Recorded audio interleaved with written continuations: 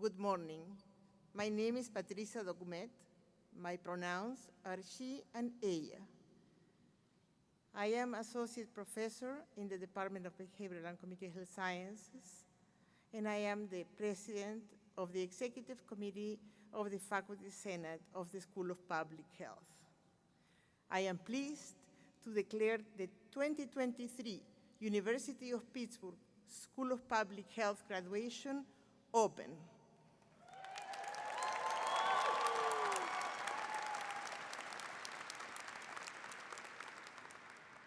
I now welcome Carmen Reynolds to the stage. Carmen is an MPH student in the Department of Human Genetics. Please rise as Carmen sings the national anthem.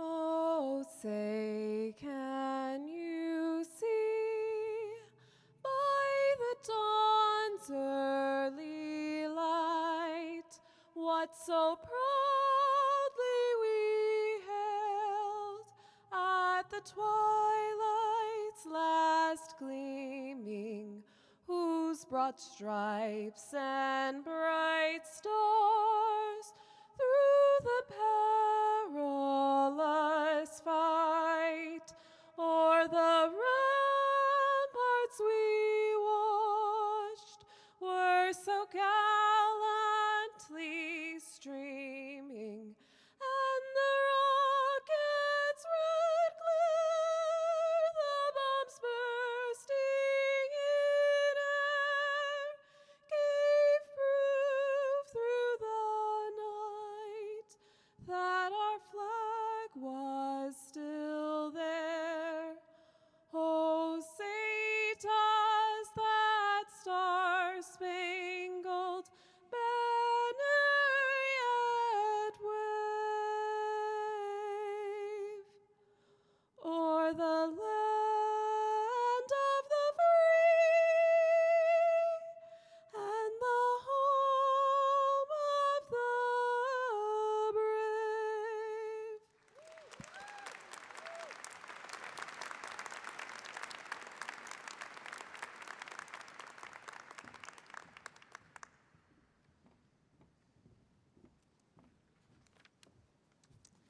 Thank you, Carmen. Good morning, everyone.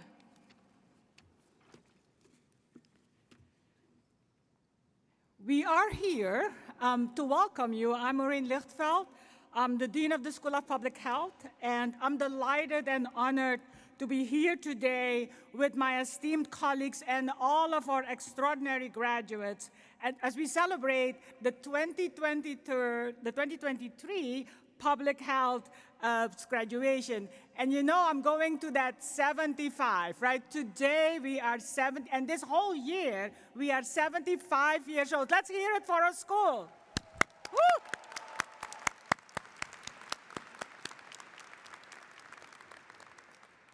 But we never do this alone. We do this with many of us here in this room. And so it is my true honor to recognize the two former deans who came before me and on whose shoulders I stand, Dean Don Burke and Dean Bernie Goldstein.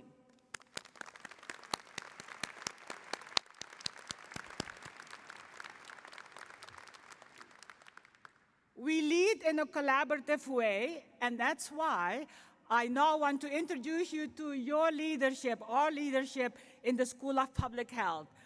Please join me in applauding the work that's happening in all of our departments, beginning with Dr. Mary Hawk, Chair of the Department of Behavioral and Community Health Sciences. Let's hear it.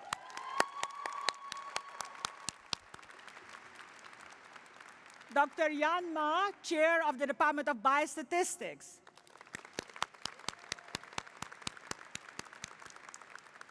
Dr. Sally Wenzel, Chair of the Department of Environmental and Occupational Health.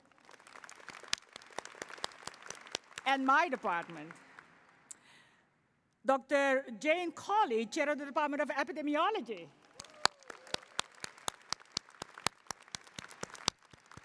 Dr. Julie Donahue, Chair of the Department of Health Policy and Management.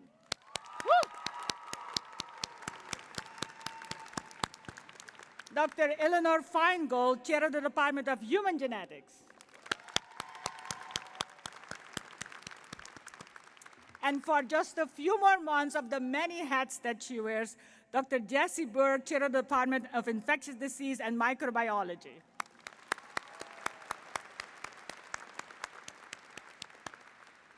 And you know, I get to celebrate so many of our faculty, but I want to take this moment to recognize all the work that's happening every single day, including this celebration, led by Vice Dean, Dr. Jessie Burke. Let's hear it for her.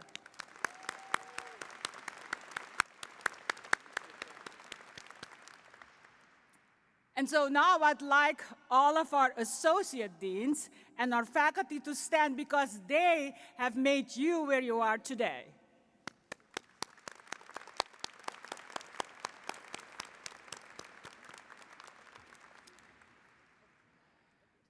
So indeed, our groundbreaking research continues to evolve.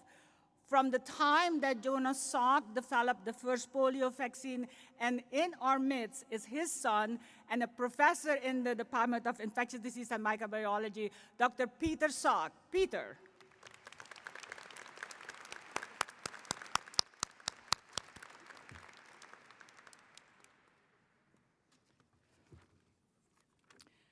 And so, as we do this research, I have no doubt that you as graduates here today will continue this robust tradition, and that we'll have much more to celebrate as you go into the world as new public health scientists.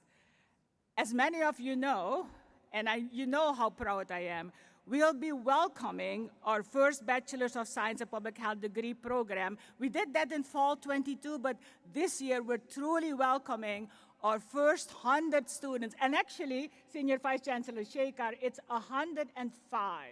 Our first 105 students into our midst.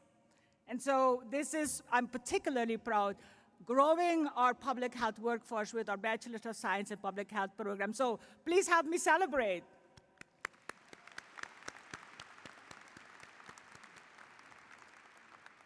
Behind me, you'll notice that there are a series of flags from all the countries where our graduates come from, because we truly are a global health family. Although we're confronted by many global health threats, from climate change to health disparities to the emergence and control of infectious disease, the future is bright because of you. Yes, it's because of you, and you can applaud yourself. Let's do that.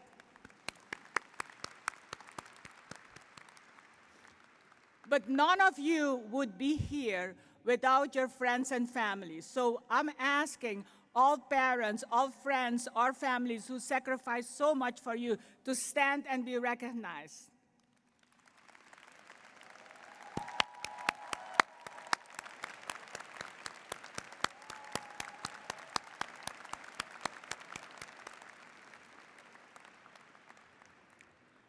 For some of you, graduating, this might mean discovering new insights in the laboratory. For others yet, it might mean translating findings into effective methods on the front line. For others still, it's helping to treat disease. And then for even more others, and our graduation speaker will bring that out, is serving underserved communities across the world and right here in Pittsburgh. So having personally experienced the many facts and the many facets of public health, from medical practice as the first female physician and youngest one to practice in the Amazon rainforest of Suriname, to the development of policy at the Centers for Disease and Control and Prevention, whatever your role will be, I know you will succeed, and I know we want to welcome you in that public health family as alumni. So as many of you know, I'm a native of Suriname, and the official language there is Dutch. And so there is a Dutch saying that goes like this: Je kunt nooit de oceaan oversteken als je niet het lef hebt om de kust uit zicht te zien. In English, that's it. You can never cross the ocean until you have the courage to lose sight of the shore. Now, I am not saying that it will be easy to do, but I know it will be rewarding. I'm confident that every one of you is up to that challenge, is up to that task, and that you're following your passion, and your horizon will be much further, your ocean will be much further than you can imagine. Together, we will continue this incredible legacy of Pitt, this incredible legacy of our School of Public Health as we begin the next 3/4 of a century. Thank you.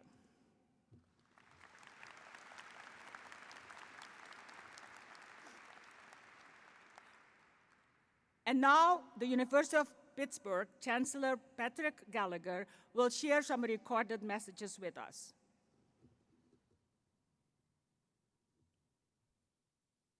Hello, everybody.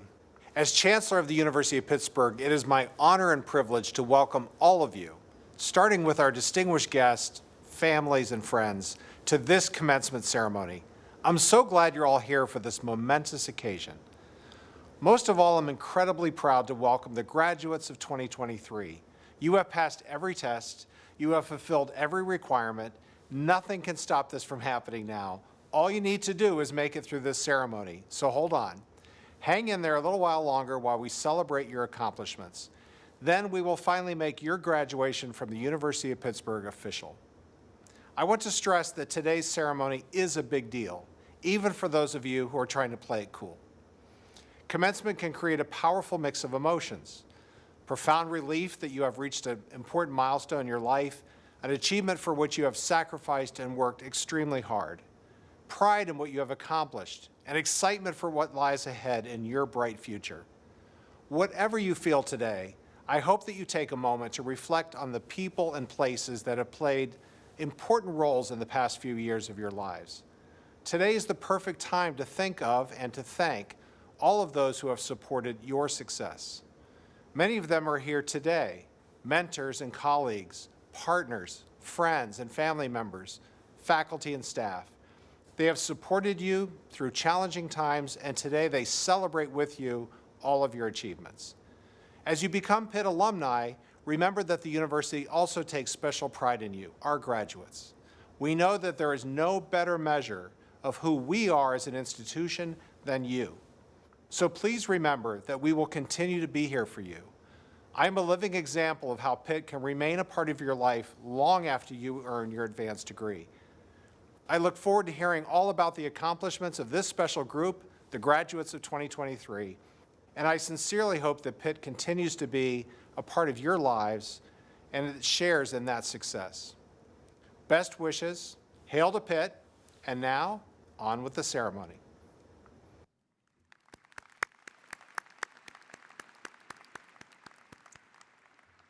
Thank you, Chancellor Gallagher. It is now my honor to introduce the speaker of today, our graduation speaker, Dr. Chris Elias. Dr. Chris Elias is a friend and a colleague, and is the president of the Global Development Division of the Bill and Melinda Gates Foundation. He leads the foundation's efforts in a range of program areas, working to find and creative new ways to get new products into the hands of people in lower and middle income countries where they need it the most. Focusing on sustainable solutions to reach hundreds of millions of people, Dr. Elias oversees the division's portfolio in emergency control, in emergency response, in immunization, in polio eradication, the very reason he's celebrating with us today, in primary health care, and in global health agencies and funds. He oversees also the foundation's regional offices across India and Africa. He's a member of the National Academy of Medicine and a true leader in the field of public health. On a personal note, Chris, Dr. Elias and I have a common kinship in many areas. Beginning with global health, our careers focus on those most in need.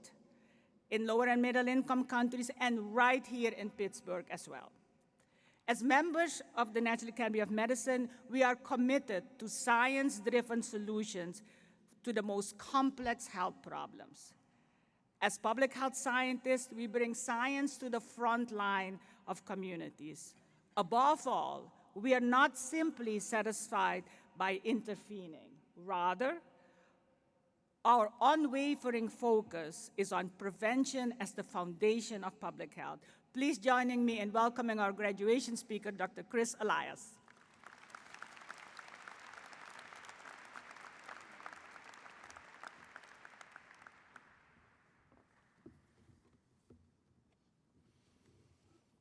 To the graduates of the class of 2023, their friends and family, and the faculty, administration, and staff of the School of Public Health, I want to offer my congratulations, as well as my thanks for the honor of sharing this special milestone with all of you. I want to also extend my sincere thanks to Chancellor Gallagher, Vice Chancellor Shekhar, and Dean Kleckfeld for the honorary degree that the university will be awarding me today, and the pleasure of participating in the 75th anniversary of the school. Let me start by telling you why I'm so excited and honored to join the Pitt family. As part of my responsibilities at the Bill and Melinda Gates Foundation, I currently serve as the chair of the Polio Oversight Board, the governing body for the Global Polio Eradication Initiative. We are very close to success in the decades-long effort to eradicate wild poliovirus. In fact, we're optimistic that we can finish the job this year. There has only been one case of wild poliovirus transmission so far this year, anywhere in the world, in Pakistan. There are some environmental sewage samples that have been detected in eastern Afghanistan, but that's it. Polio soon will be only the second human disease to be eradicated from the planet, the first being smallpox in 1980. Now, I first learned about the work of the University of Pittsburgh School of Public Health through my work on polio eradication, because it was here that the journey began. The efforts of Dr. Jonas Salk and his team in the late 1940s and early 1950s, culminating in the federal approval of the first polio vaccine in April 1955, was foundational to our modern understanding of public health as a discipline, a vocation, and a calling. Yesterday, as part of the 75th anniversary events, I had the distinct honor to view a special exhibit at the library of Jonas Salk's journals and other artifacts, and I encourage you to visit that exhibit if you can. It powerfully conveys not just the humble, day-to-day nature of the work, but also the scale and importance of what Dr. Salk and his team were trying to achieve. As I look out in this room, I think there may be a few people old enough to remember the terror that polio used to cause here in the United States.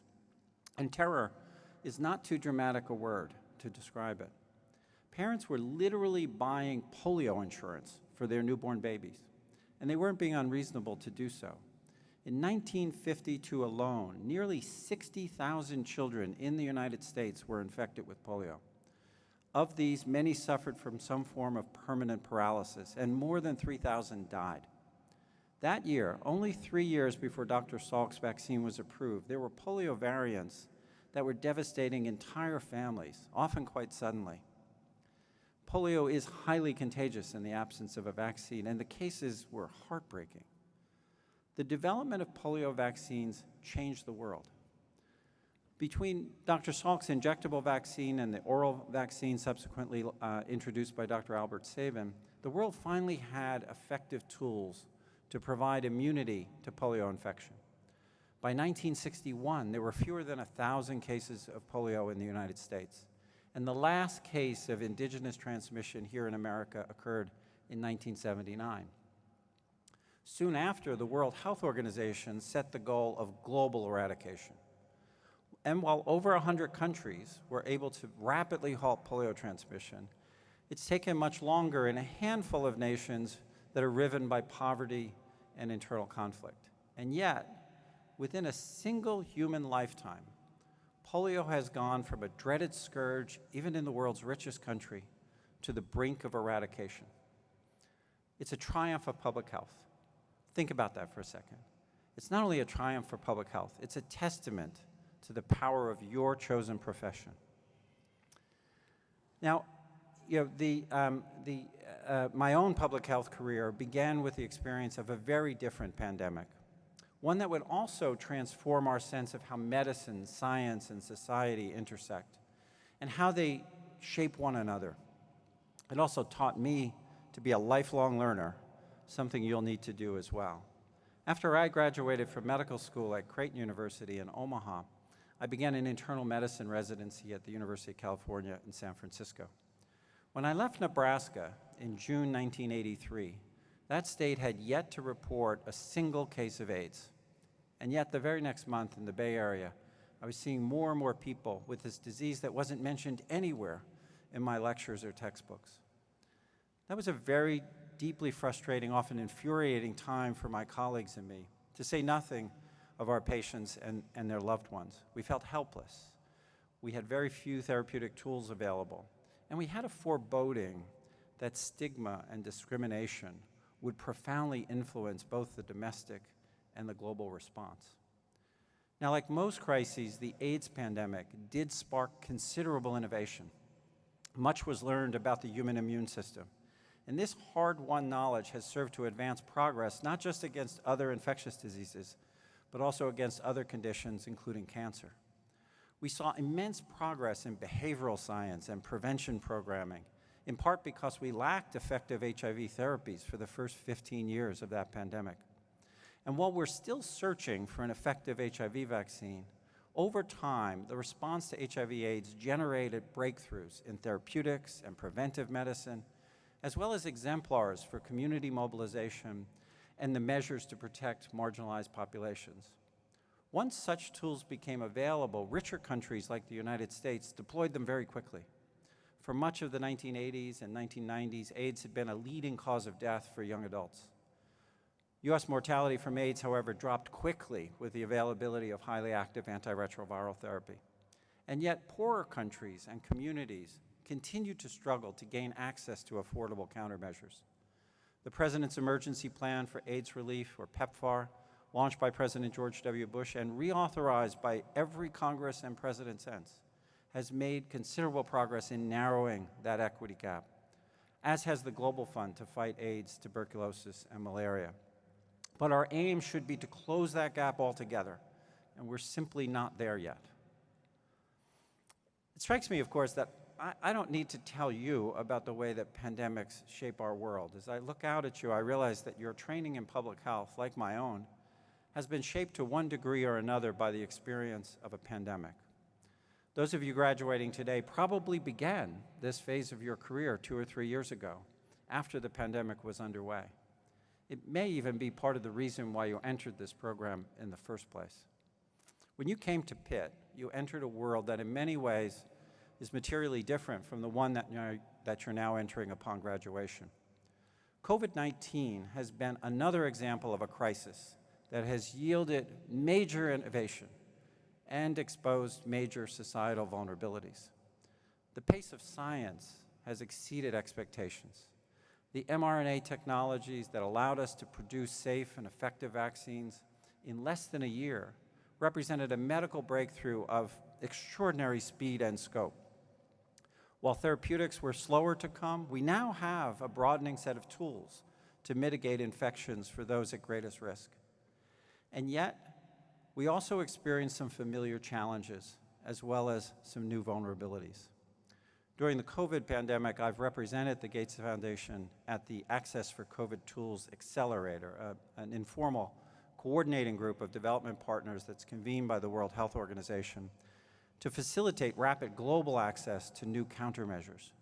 The purpose of this group has been to avoid some of the problems that we've seen with AIDS and other public health emergencies. And my own sense is that we've made some important but incremental progress. The objective of fair and equitable global access is still not achieved. It's been hampered by high-income countries that at first hoarded vaccine supplies and then donated their surplus on short notice, complicating the challenges of demand forecasting and delivery in resource-poor nations. Even more concerning has been the spread of misinformation, fueled by social media platforms that can be easily exploited by malicious chatbots and the emergent tools of artificial intelligence, a phenomenon that the World Health Organization has called the infodemic. Such misinformation almost derailed the polio eradication program in northern Nigeria in the early 2000s. But back then, such rumors spread by word of mouth and DVD. Today, they fly at the speed of light. In preparing for my visit to Pittsburgh, I reread some of the history of polio in the United States, and from the experience of President Franklin Delano Roosevelt when he was stricken with polio in 1921, through the Salk vaccine trials here in Pittsburgh in 1954. I had not read that history since before COVID. One thing that struck me was how differently the country approached decisions regarding non-pharmaceutical interventions before vaccines became available. In the 1920s, 30s, 40s, communities not only lacked effective vaccines, they faced some uncertainty as to how polio actually spread.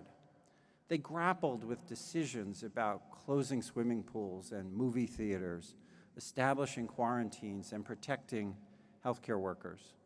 Then, as now, these were not easy decisions, and heated debates occurred across the nation.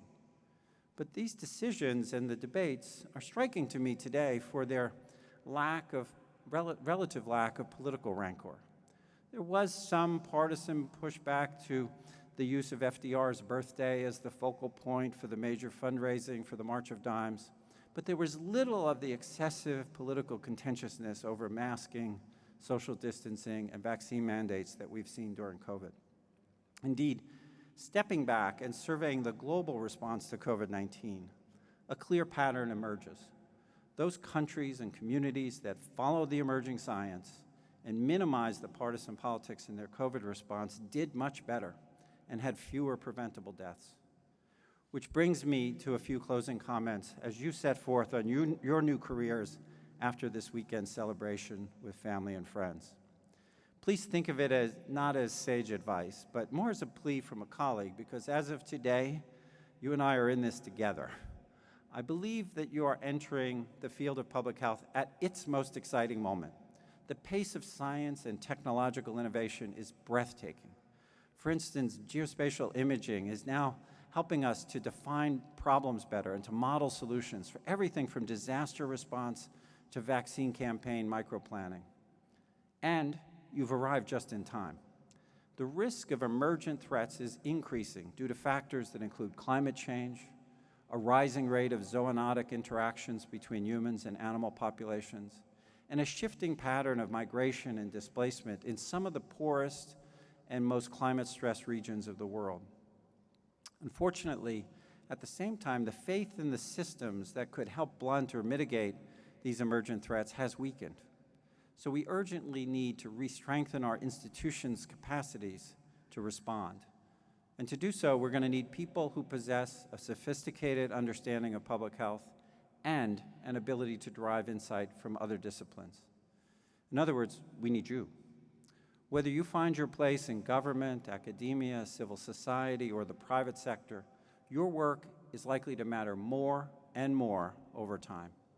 And there's a real chance that it'll matter in an urgent way far sooner than you might expect. I urge you to lean into the uniquely interdisciplinary nature of public health.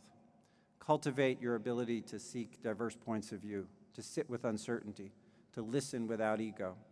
Public health cannot be isolated from politics, but if you can bring these skills to policy debates, you can help us to follow the best evidence and minimize the excessive partisanship that ultimately corrodes public trust. Now, in physical terms, we're very close to where Jonas Salk and his colleagues stood back in the 1950s. But in many other ways, we're in an entirely different world. And it's in this world that you will take your stand as public health practitioners. There is no nobler calling for our times. Welcome to your life's work, and thank you.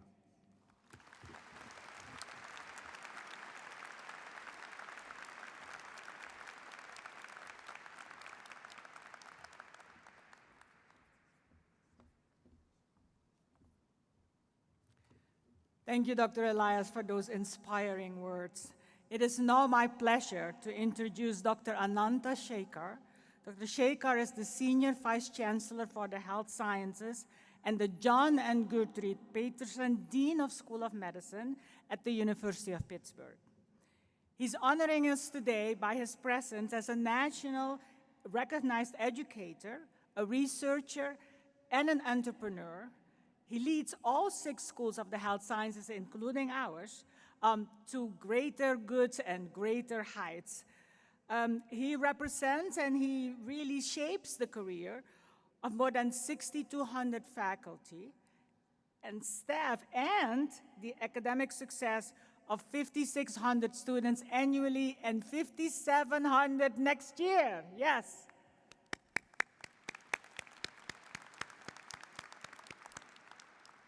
He works closely with the University of Pittsburgh Medical Center to ensure that healthcare delivery, biomedical research, and education continues to flourish.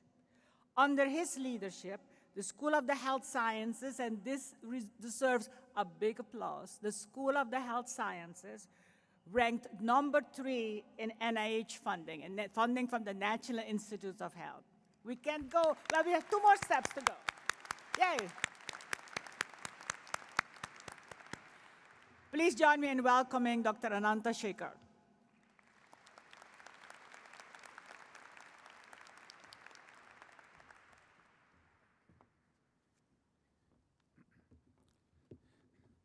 Thank you, Maureen, for that very kind introduction. And it's really my great pleasure to be here in front of you and welcome you all to this joyous occasion and wish you all a good morning. Okay. It's actually a great morning for most of you. And that's what I'm here to celebrate. And I really thank Maureen for inviting me to this occasion, and for Chris for those really inspiring words. Public health is really what I call the true science of healthcare of the future.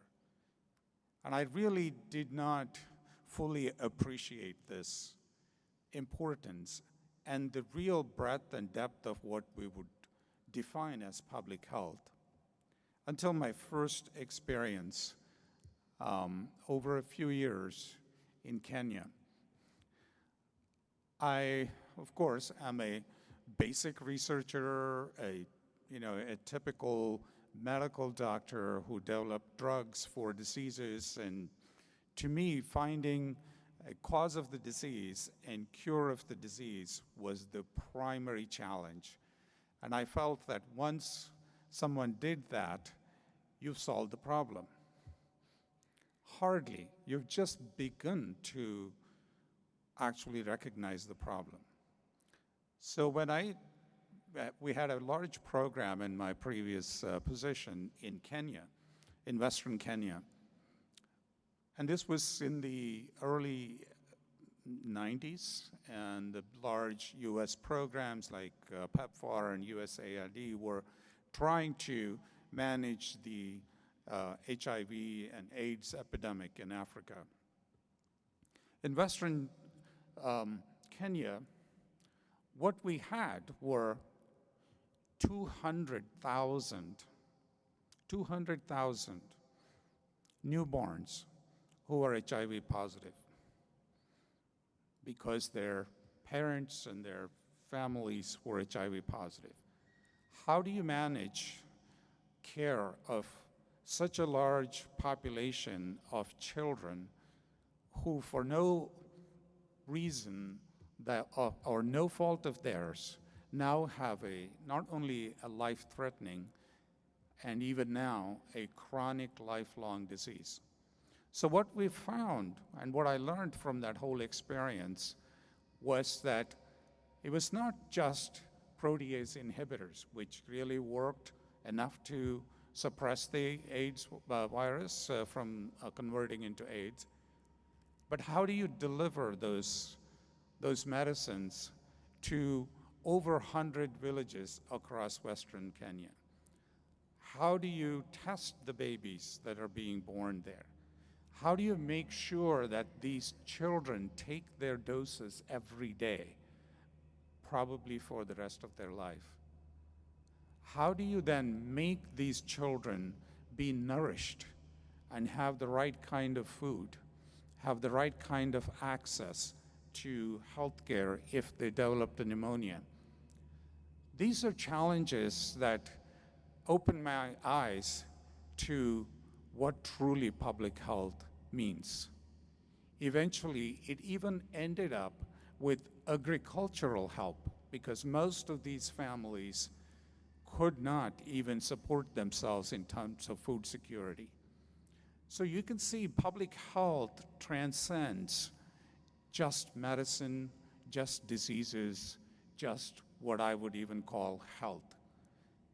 And you, as new graduates, are in the thick of these solutions, and they're probably going to be the solution for the rest of humanity going forward. So I want you to think of not only the great profession you're joining today, but also the great opportunity for all of us to make this world a better place through service, through implementation, through research, through policy changes. And you are going to be that future force that's going to make this happen. So once again, congratulations to all of you. It's my distinct pleasure to witness this day when you are going to join the scientific community of public health. And equally importantly, when you become Pitt alumni as opposed to Pitt students. You're going to join 7,000 plus alumni of the School of Public Health and celebrate its 75th birthday and represent this, I know, across the globe in a glorious way. So congratulations and thank you for being here. Hail to Pitt.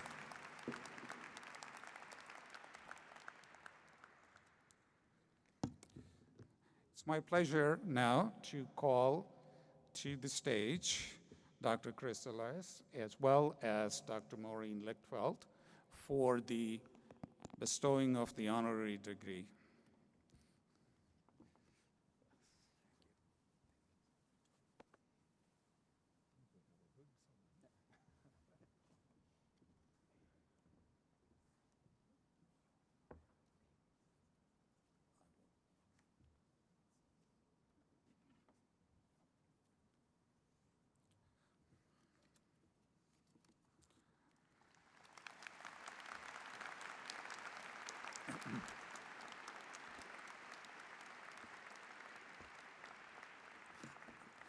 So on this 29th day of April, 2023, we from the University of Pittsburgh recognize your outstanding contributions and distinguished service to the field of public health and to the health and well-being of all the world's people. With deep gratitude for the ways in which your work has improved the lives of others, and in acknowledgement of your remarkable contributions to the public good, the University of Pittsburgh and I, as the representative of the trustees of the University of Pittsburgh, hereby confirm upon you, Christopher Elias, the degree of Doctor of Global Health, honoris causa, in the field of global health from the University of Pittsburgh with all the rights, privileges, and responsibilities pertaining thereto. Congratulations. Thank you.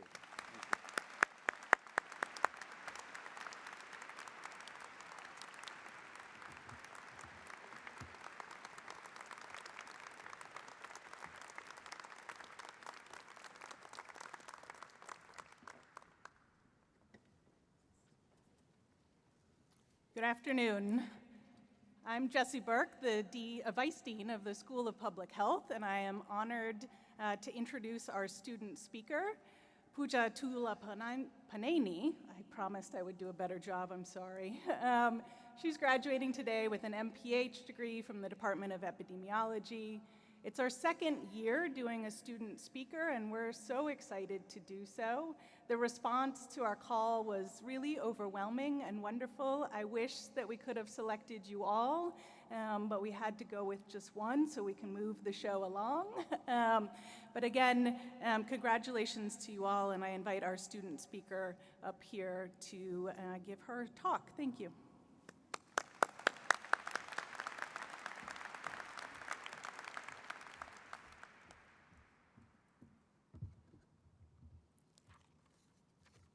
One second, sorry. Hello, everyone. First, I'd like to welcome and thank family, friends, faculty, esteemed guests, Senior Vice Chancellor Shaker, Dean Lickfeld, and above all, my fellow graduates. I consider it an absolute honor and privilege to have been invited to speak to all of you today. Ideally, I would tell you something in the next 5 minutes that you will remember for the rest of your life and inspires you to continue pursuing your chosen path. I have to confess, that's quite a bit of pressure, and I don't want to try to compete with the incredible speakers who came before me, and I think they fulfilled that daunting role very well. So, as the student speaker, I'll just leave you with what I know, the scientific method. This is an empirical method for acquiring knowledge that has characterized the development of science since at least the 17th century. This framework was likely introduced to us quite young, maybe even during kindergarten, but remains a central part of our curriculum at the School of Public Health, today too, and integral to each research project we pursue. Step one is observation. So I'll tell you what I have observed and seen over the past few years as a proud fellow classmate. Despite the volatility of recent times, I have seen both students and faculty adapt extraordinarily at every step of the way in order to ensure that the pandemic didn't negatively impact our experience, but also our ability to serve the public. I've observed the formation of a community of peers who support, motivate, and inspire each other every single day, and I am so grateful to be part of such an amazing community. The second step in the framework is research. This is a process we're all quite well versed with at this point, considering that we've completed our essay, thesis, or dissertation. When selected to speak, I researched the goals and intentions of the school and what they hope to instill in us these past few years. Through excellence in research, education, and practice, the Pitt Public Health mission is to generate and acquire knowledge, train successful public health professionals, and partner with both local and global communities in order to promote health, prevent disease, achieve health equity. Which begs the question, did we succeed in our mission? To answer this question, the next step of the process is to form a hypothesis. I hypothesize that my fellow graduates will go on to rigorously pursue knowledge, put learning into practice, seek to identify and then dismantle barriers to access, and work towards equity at large. Following generation of the hypothesis, in the next step, an experiment must be pursued in order to collect relevant data. A retrospective observational study of the past few years we have spent together serves as the perfect experimental design, and I would like to present a bit of the data today. As a class, we have successfully completed internships at state and federal health departments, various hospital systems, nonprofit organizations, local community centers, domestic and international service projects, and many more. We have started and supported many different clubs and organizations whose central mission is to benefit our community. The Street Medicine Outreach and Awareness Organization is a fantastic example and has facilitated individualized care for countless unstably housed individuals in the greater Pittsburgh area. The Leaders in Intersectional Public Health and Equity organization looks inward and ensures that an intersectional and equity-informed approach is brought to our own curriculum and public health efforts at large. Though my speech would have to be several hours long to walk you through all of the details of the incredible and impactful events, organizations, research, and practicums which have occurred over the past few years, the common thread running through all of them is the prioritization of increasing access amongst underserved communities, both near and far. I believe we have done Pitt Public Health proud during our short tenure here, and I'm certain we will continue to uphold the legacy and values of the school well after leaving. Which brings me to the final steps of analysis and conclusion. Based on the incredible impact we have already had, I can say with certainty that my hypothesis was in fact correct. The past few years were only a small taste of what we will go on to do as a class over the next several decades. I am so excited to see where we all end up and have no doubt that we will continue to locally and globally promote health, prevent disease, question inequities, and experimentally develop solutions using the scientific method in the ongoing fight for health equity. Thank you to my family for their unwavering support. Thank you to my fellow classmates for an amazing few years together. And congratulations to the class of 2023. Hail to Pitt.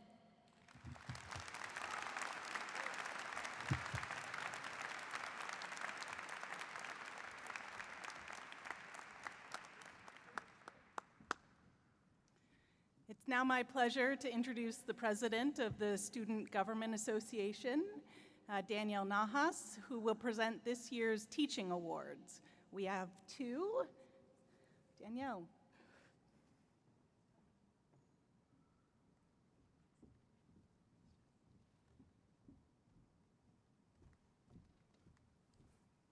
Hello everyone. My name is Danielle Nahas, and I am so happy to be here with all of you today. I'm excited to be presenting our teaching awards this year. As Dr. Burke alluded to, we do have two outstanding public health educator awards, and I'm happy to be here to help celebrate them both. The first award focuses on graduate level education, and the second on our newly established undergraduate program. The first award is the James L. Craig Excellence in Education Award, and this was established through the generosity of a distinguished alumni, to recognize graduate teaching, mentoring, and excellence within our school. Pitt Public Health students are invited each year to help nominate these professors and faculty members who have a primary appointment through the school in this annual process. I am pleased to announce that Dr. Ryan Minster, a faculty from the Department of Human Genetics, give him an applause, everyone, is the 2023 Craig Award recipient. I would like to read a few remarks of some nominations submitted by the students for Dr. Minster to receive this honor. He has always been one of the most approachable and friendly faculty members in his department, despite having an extremely busy teaching schedule and also creating a brand new degree program within the department. He still takes the time to answer questions for students outside of class and is very flexible to meet with them.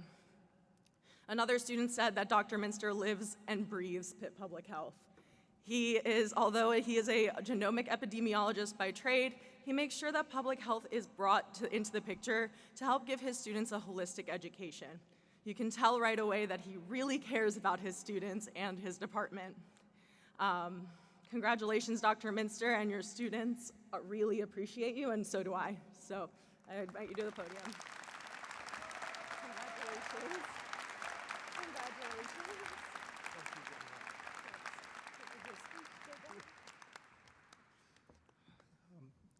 Good morning.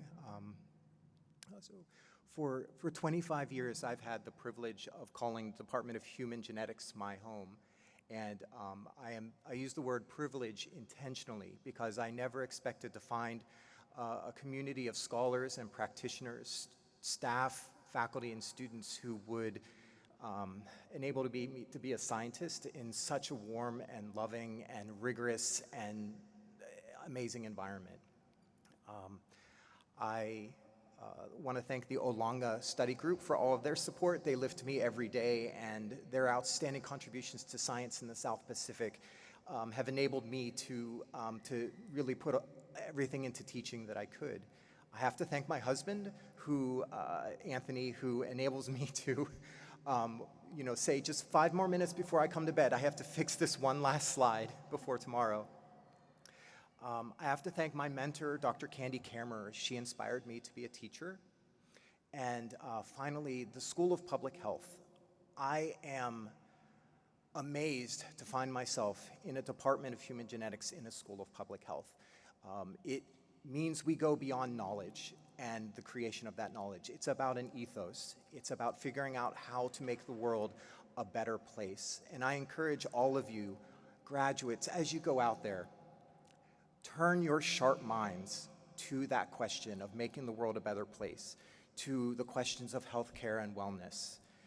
Imagine and create better systems, more equitable systems with the communities you serve, and help us make sure this is a world where everybody everywhere is able to flourish. Thank you.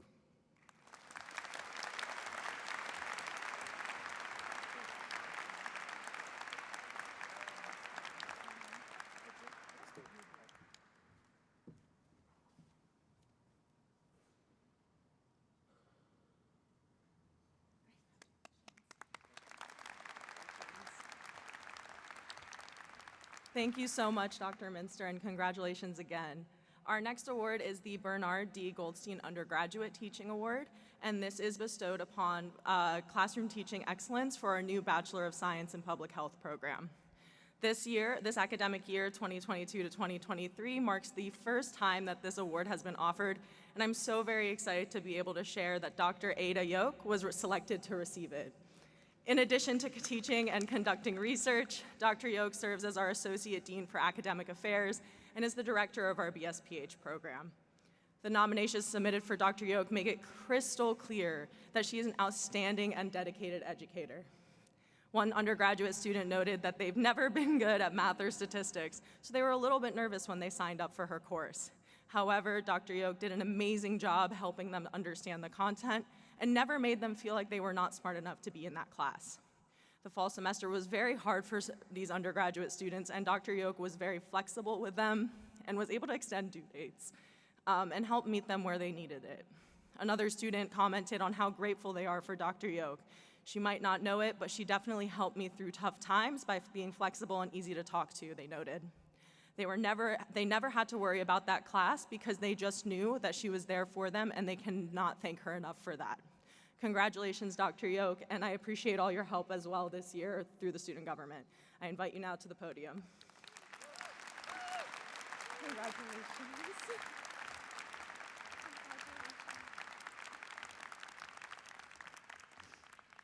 Whew. Let's see if I can do this without crying. Okay.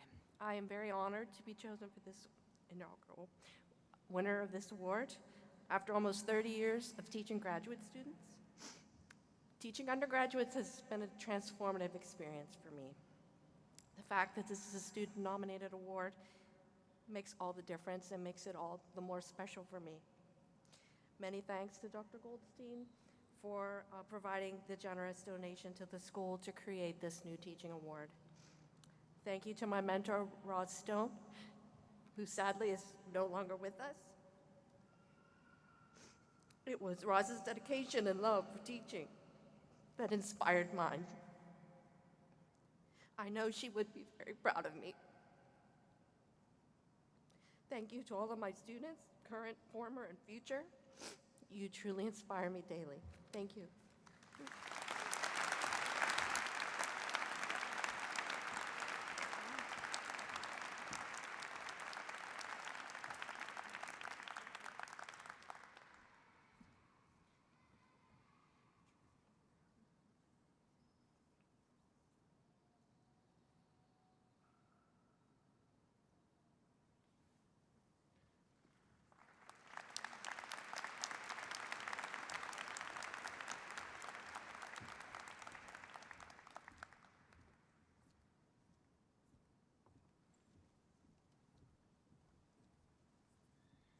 Congratulations to both Ryan and Ada.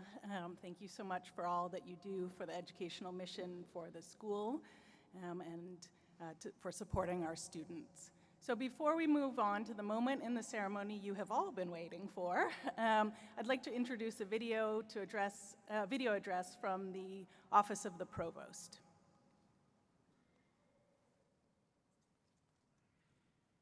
Hello, everyone. I am Provost Ann Cudd, and as the University of Pittsburgh's Chief Academic Officer, I am delighted to be able to share a few thoughts on this wonderful and celebratory occasion. Today marks a significant and joyous milestone in the lives of every graduating student present. To our graduates, this is really the day that you, your family members, and your friends have made a reality. To our faculty members, this is the day that reflects your exceptional work in inspiring, promoting, and supporting the diligence and fine achievements of your students in the class of 2023. Truly, what we celebrate today is the essence of that educational synergy, one that, as a Pitt alum myself, I experienced firsthand as a graduate student.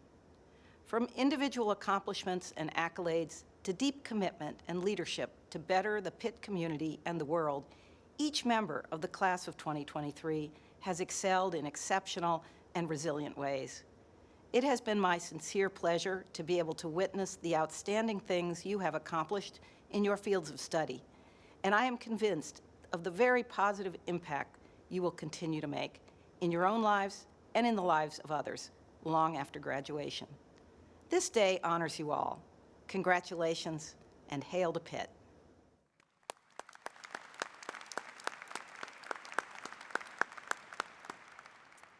Thank you, Provost Cudd. So today we're recognizing 300 degrees completed during the past year and celebrating the accomplishments of our graduate students in multiple degree programs. Approximately 2/3 of those graduates are here with us today. Because the undergraduate program just recently was established, no one is graduating from that program yet, but we anticipate that we will have graduates participating in our ceremonies next year.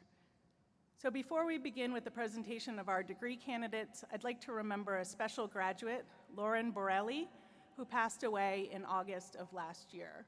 Lauren was an MHA MBA joint degree student with a special interest in Korean healthcare. Lauren's degrees were awarded to her posthumously, and we hope that these degrees will serve as a legacy to her dedication, her career, and her commitment to the profession. I now invite Dean Lickfeld to the front of the stage to congratulate each graduate as their name is read by our announcer, Jean Marshall.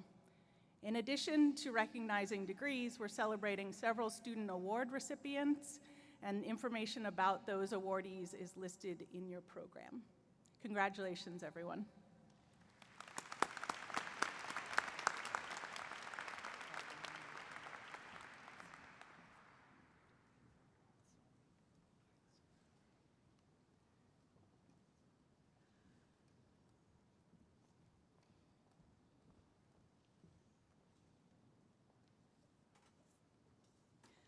The following are earning a degree in Doctor in Public Health degree. Mohammed Busad, hooded by Bonnie Rocket Wagner.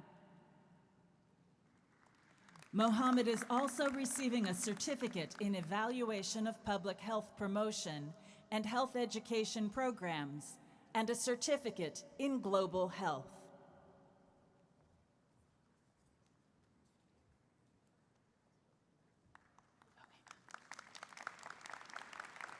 Congratulations, Dr. Busad.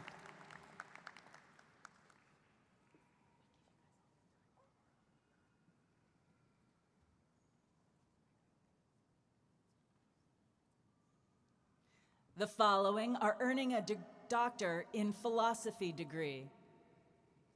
Jessica Frankenberger, hooded by Christina Mayer.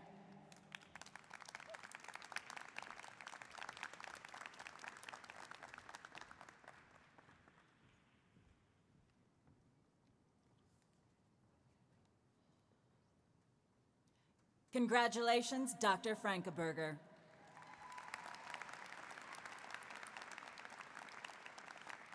Use Fong, hooded by George Tsang.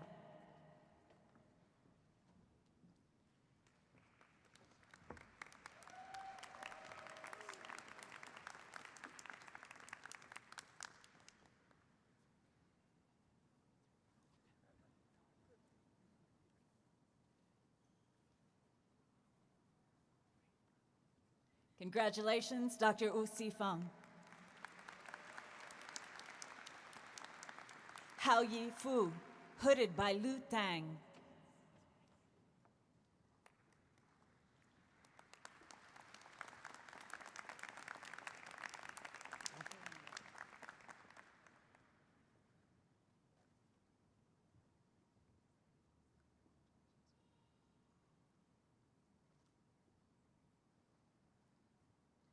Congratulations, Dr. Hao Yi Fu. Young Oh, hooded by Chung Cho Chang.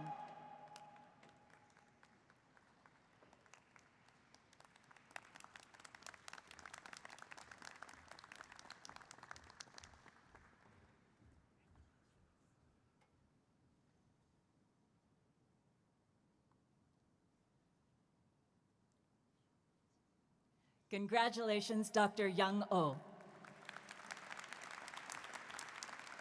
Zhang Ying Shu, hooded by Chung Chu Chang.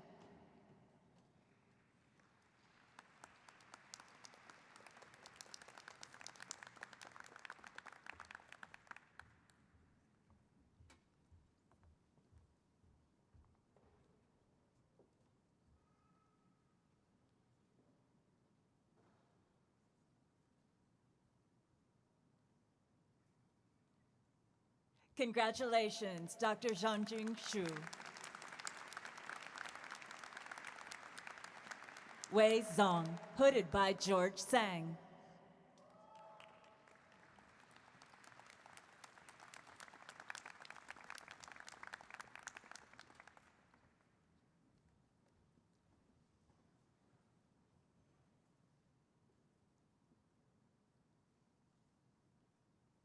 Congratulations, Dr. Wei Zong. Jen Zhou, hooded by George Sang. Jen is also a recipient of the Dean's Service Award.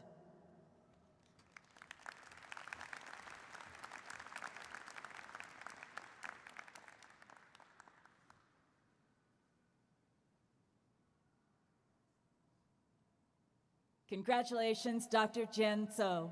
And I might take a moment, Dr. Wei Zong is also the recipient of the Delta Omega Dissertation Award.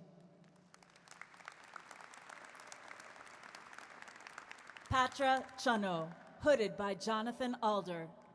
Patra is also the recipient of the Delta Omega Dissertation Award.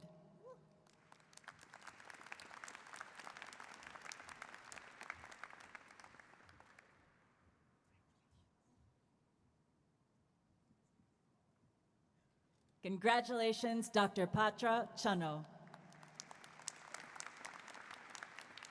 Samantha Totini, hooded by Jim Peterson.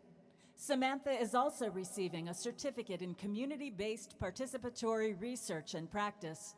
Samantha is also a recipient of the Outstanding Student Award.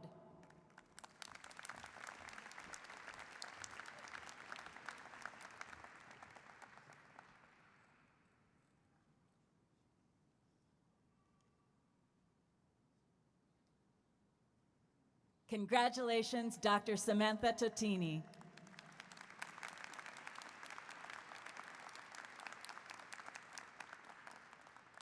Jadira Bejanova, hooded by Laura Burke.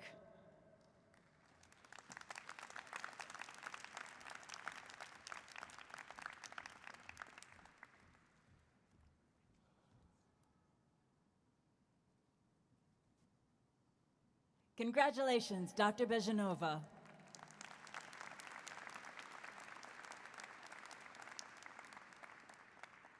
Andrea Casas, hooded by Thomas Songer.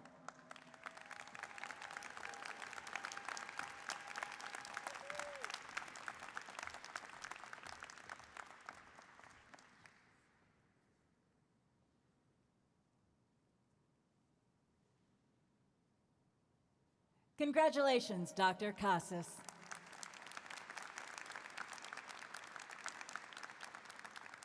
Christina Denich Roberts, hooded by Tina Costaco.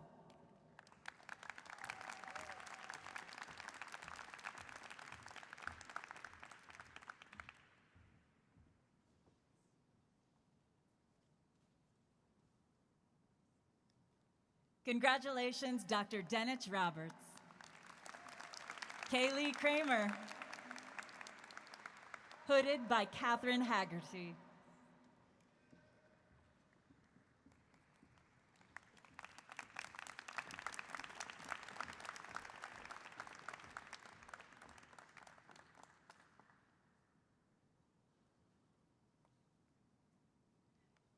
Congratulations, Dr. Kramer.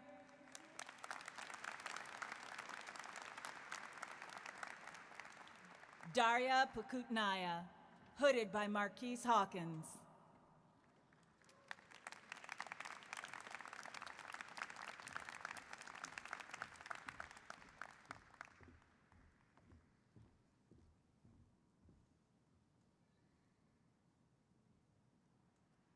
Congratulations, Dr.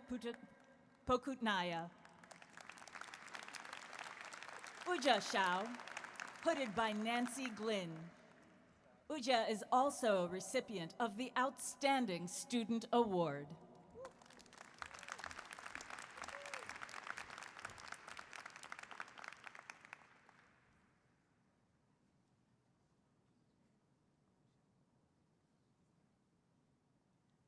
Congratulations, Dr. Shao. Mary Schiff, hooded by Tony Fabio.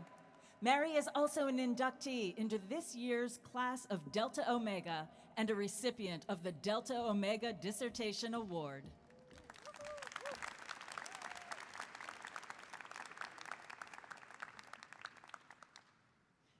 Congratulations, Dr. Schiff. Ziting Tsai, hooded by Coleman Drake.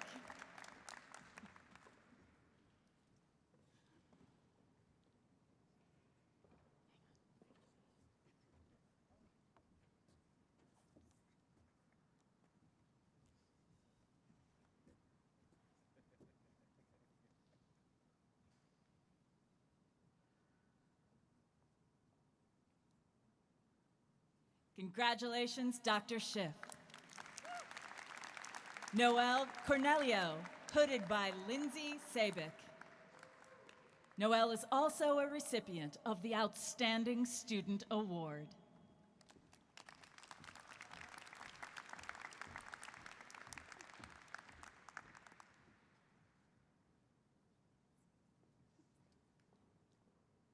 Congratulations, Dr. Cornelio.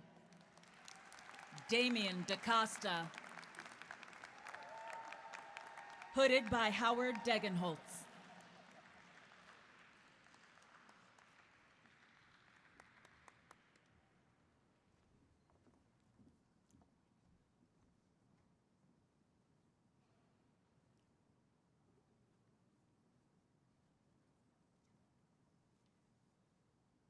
Congratulations, Dr. DaCosta. Itong Gao, hooded by Marian Jarlensky. Itong is also a recipient of the Delta Omega Dissertation Award.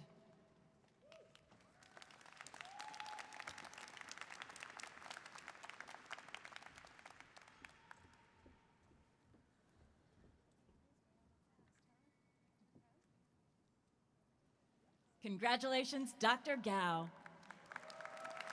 Amy Raslovich, hooded by Julie Donahue.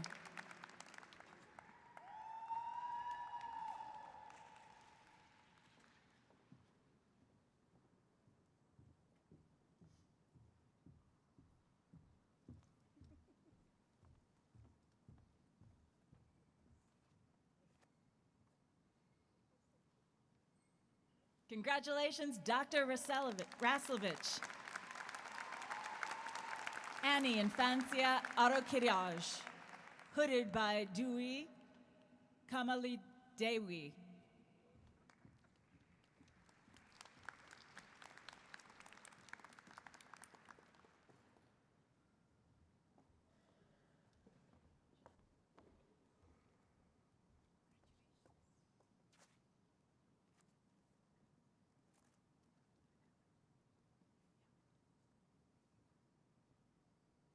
Congratulations, Dr. Arokiaj. Yulong Bai, hooded by Hyun Jun Park. Yulong is also a recipient of the Delta Omega Dissertation Award.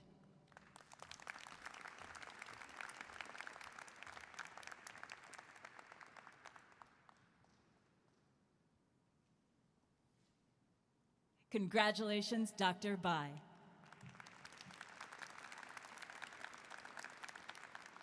Talia Di Francesco Orenberg, hooded by Quasar Salim Badith.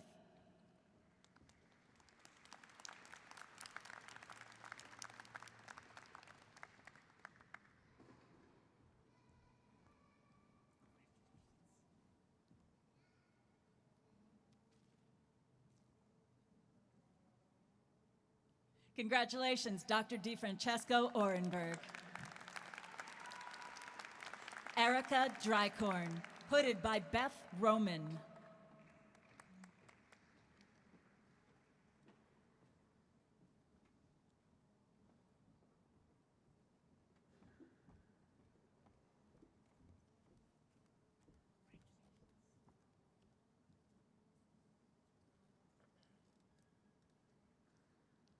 Congratulations, Dr. Drycorn. Zeynep Erdogan Yildirim, hooded by Ryan Minster. Zeynep is also recipient of the Outstanding Student Award.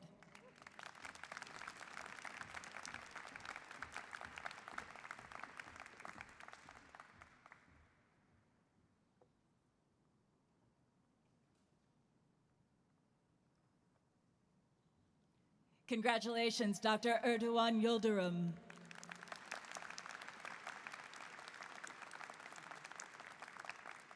Lara Savario, hooded by Beth Roman.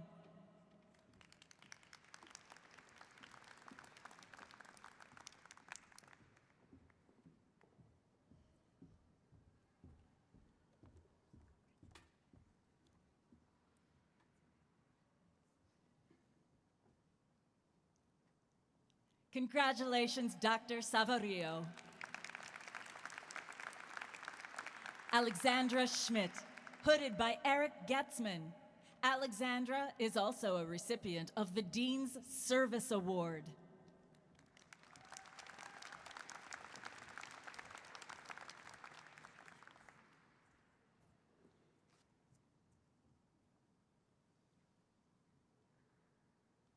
Congratulations, Dr. Schmidt. Bethany Flagg, hooded by Solomon Oforiakwa. Bethany is also receiving a certificate in global health. Bethany is also the recipient of the Delta Omega Dissertation Award.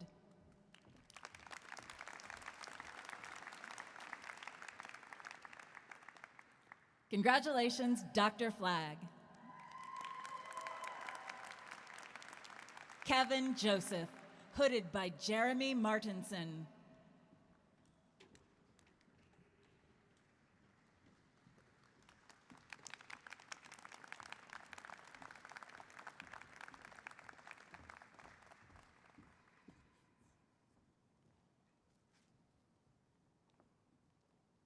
Congratulations, Dr. Joseph.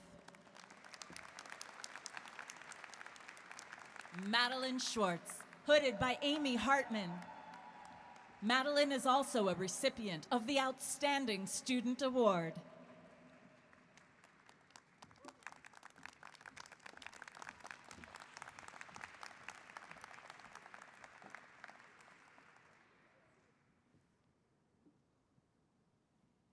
Congratulations, Dr. Schwartz. Priyanka Talukdar, hooded by Joshua Matilla.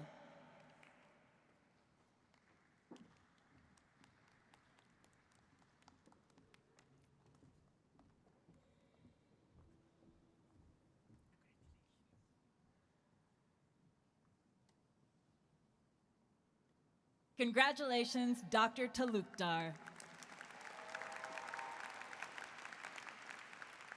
The following are earning a Master of Science degree: Alexis Sanemi,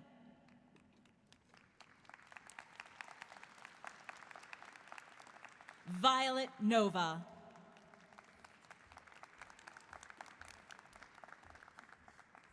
Madeline Cash. Jiaquan Liu.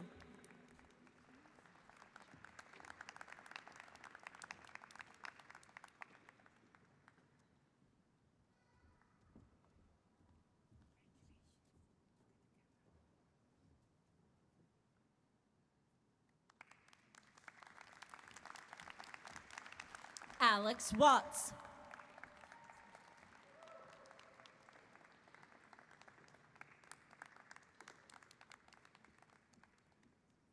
Rufei Yin. Rufei is also a recipient of the Delta Omega Thesis Award.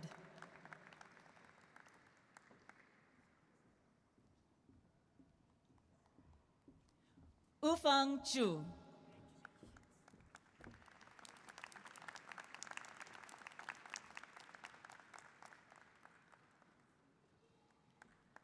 Deidre Ressler. Deidre is also an inductee into this year's class of Delta Omega.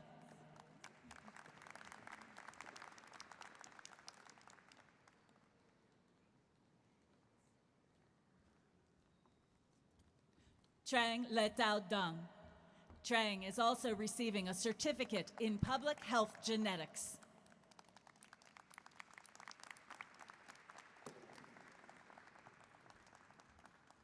Joshua Whithun. Joshua is also receiving a certificate in public health genetics.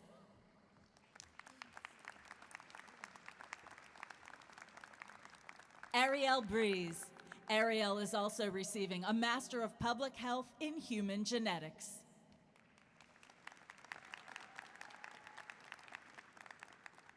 Daniel Brensteiner. Daniel is also receiving a Master of Public Health in Human Genetics and a certificate in health equity.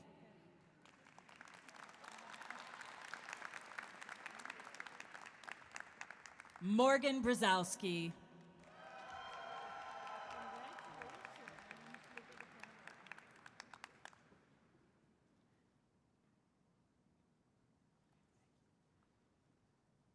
Madeline Charnego. Madeline is also receiving a Master of Public Health in Human Genetics.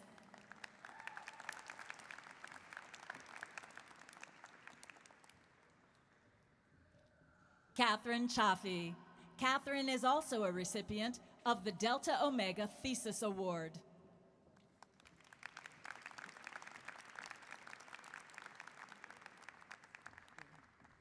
Lucy Galia.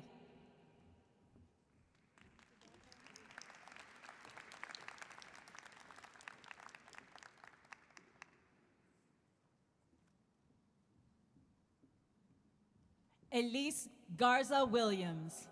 Elise is also graduating with a Master of Public Health in Human Genetics.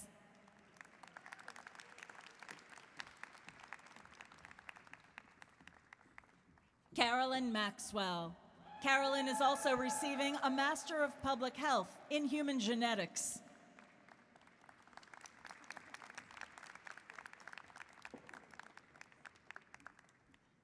Glenna Noska. Glenna is also receiving a Master of Public Health in Human Genetics.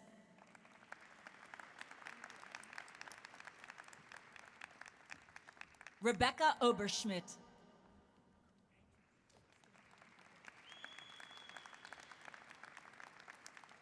Samantha Runa. Samantha is also receiving a Master of Public Health in Human Genetics.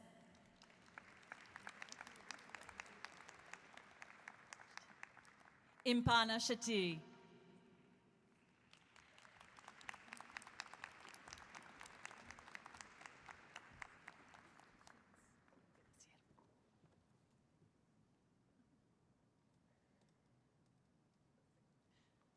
Asier Bracho.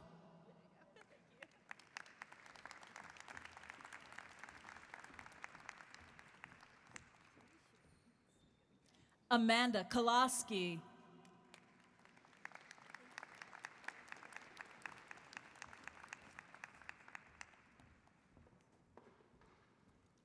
Jamie Ware.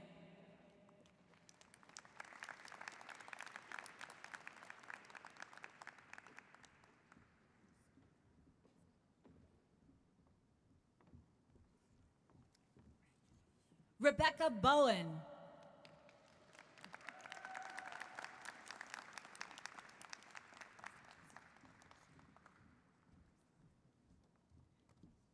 Abigail Carper.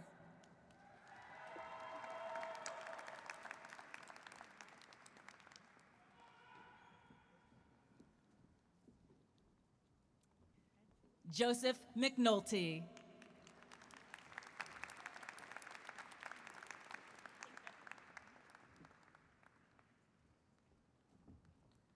Kristen Mortar.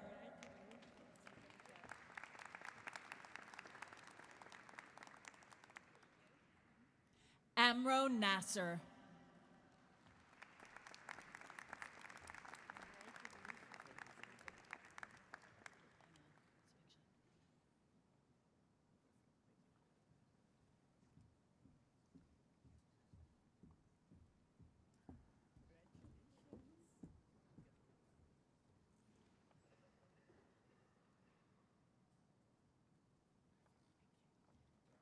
Subiksha Ravi.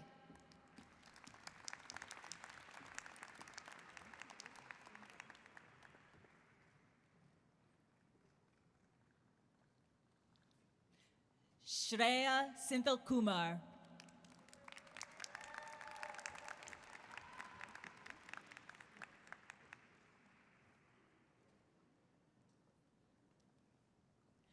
Ayana May Tom.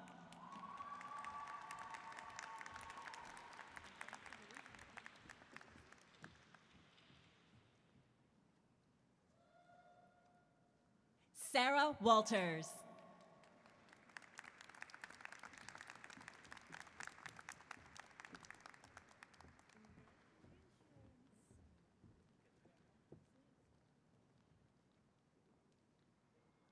Zoe Weaver.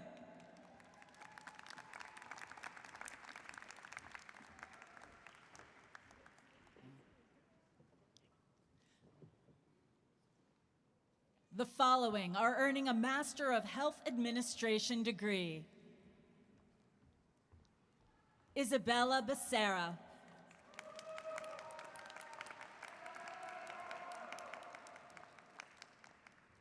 Paige Borst.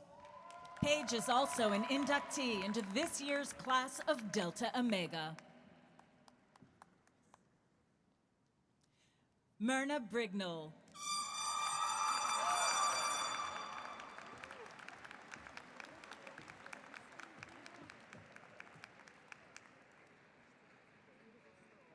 Brianna Bruno.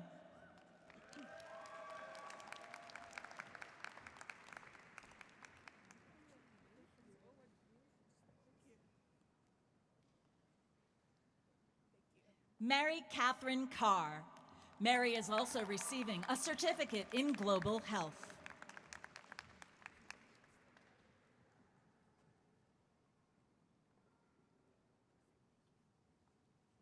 Dee Kui.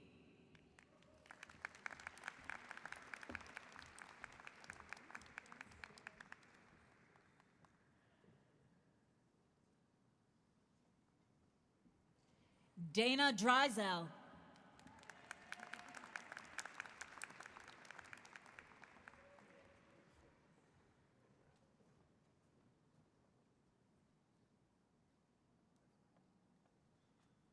Alec Freeman.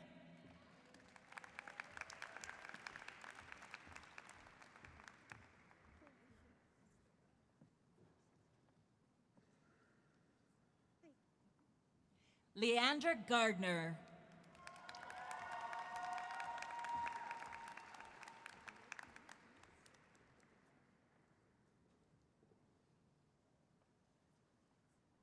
Emma Homan.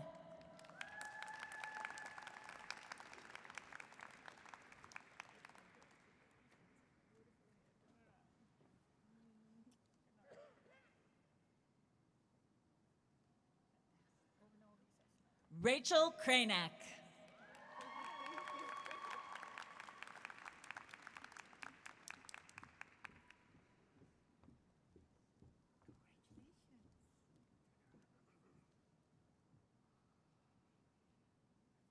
Noreen Maboob.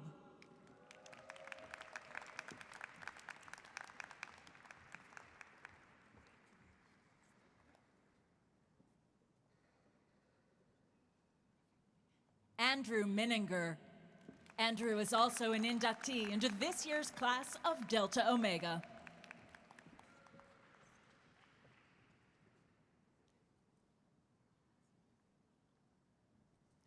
Danielle Nahas.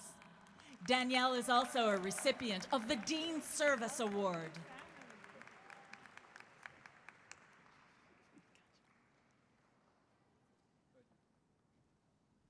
Alexis Norwood.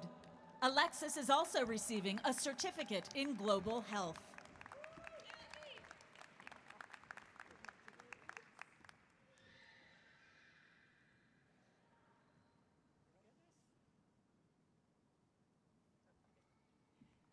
Sarah Robaski.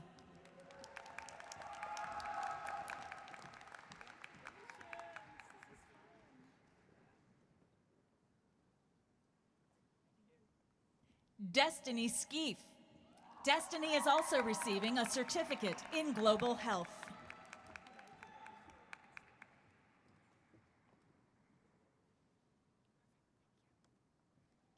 Laura Scales.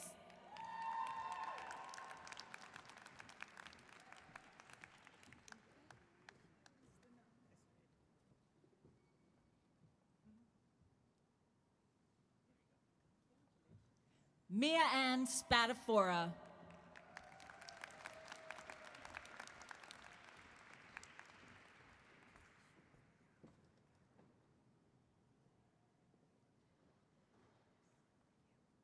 Skylar Strickland.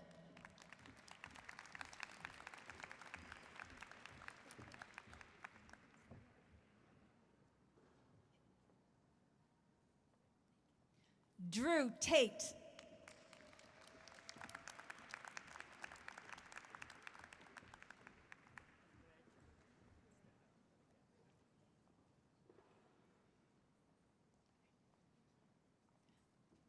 Leah Wenger.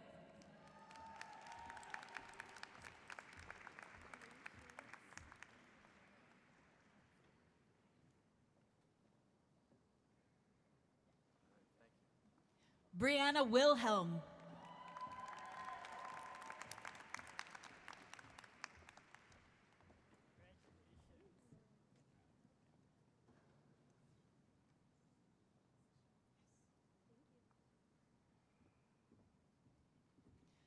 The following are earning a Master of Public Health degree.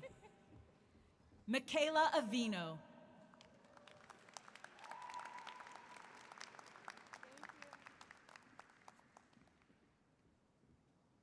Aaron Brady.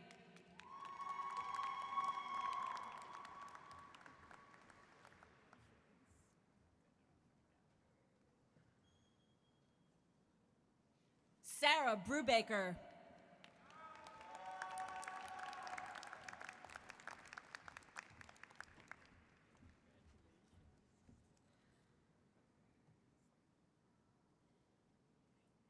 Morgan Cable.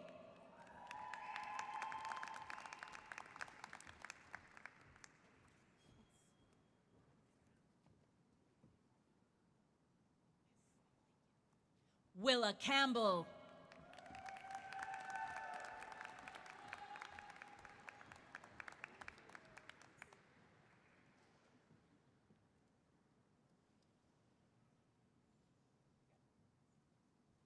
Melissa Carden.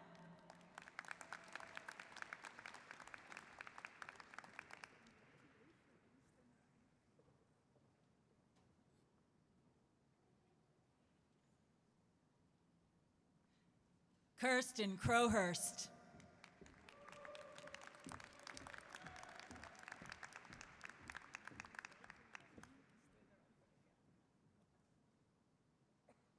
Mara Gilday.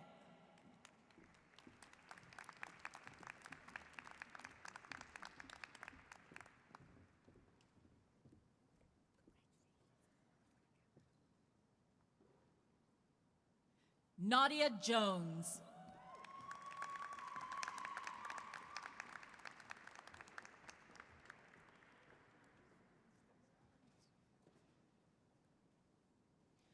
Durga Mahapatra.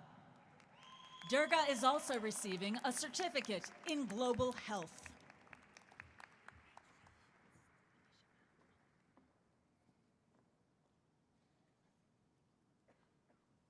Anisha Malik.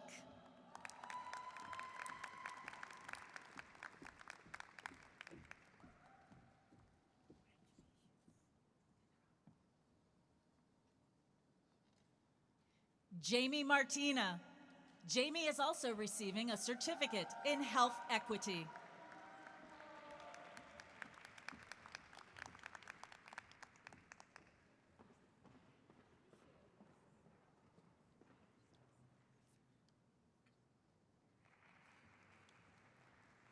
Jalen Murphy.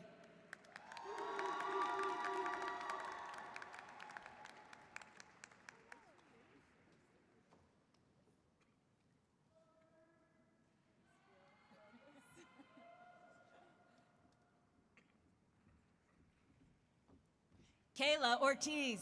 Kayla is also receiving a certificate in health equity. Kayla is also a recipient of the Outstanding Student Award.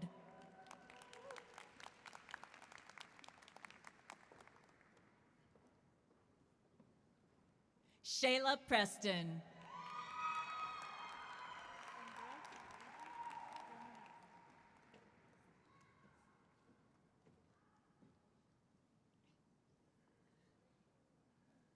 Nastaran Rustayan. Nastaran is also receiving a certificate in evaluation of public health, promotion, and health education programs.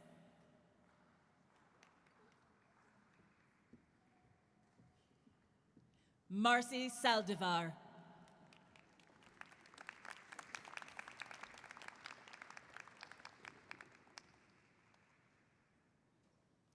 Emily Sierra. Emily is also receiving a certificate in health equity. Emily is also an inductee into this year's class of Delta Omega.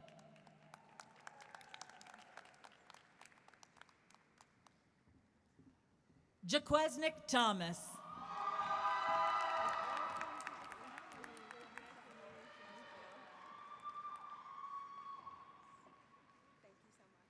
Rachel Wasilko. Rachel is also receiving a certificate in environmental health risk assessment.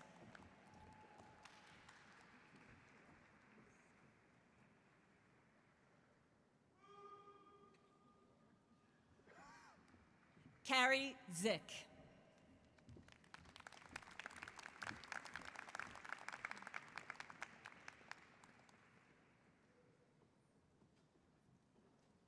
Maha Al-Hazmi.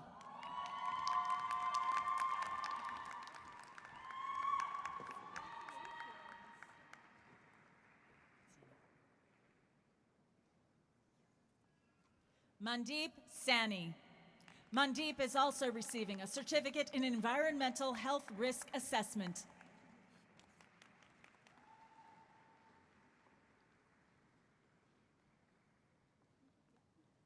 Jordan Stansel. Jordan is also receiving a certificate in environmental health risk assessment. Jordan is also a recipient of the Outstanding Student Award.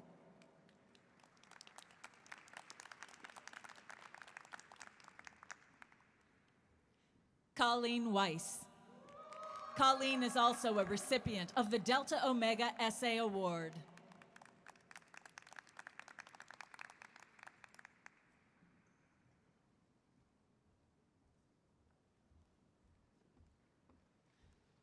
Linda Asi Adodwaji.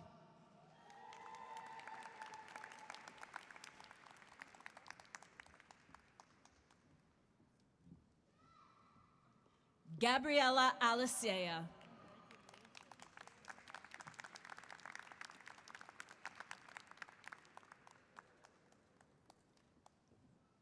Kirsten Audette.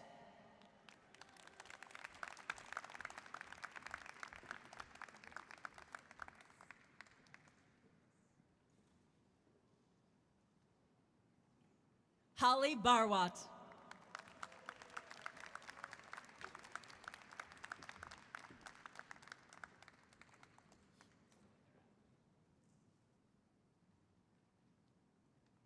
Ruel Beresford. Ruel is also a recipient of the Dean's Service Award.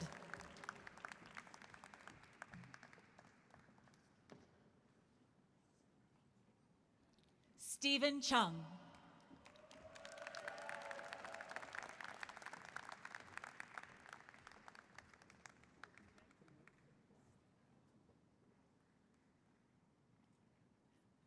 Matthew Dempsey.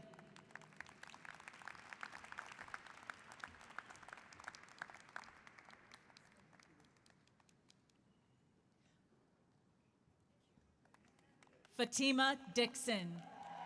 Fatima is also receiving a certificate in LGBT individuals' health and wellness.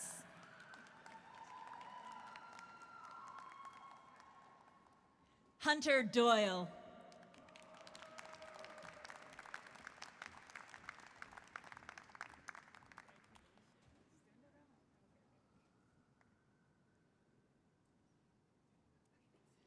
Harika Dyer.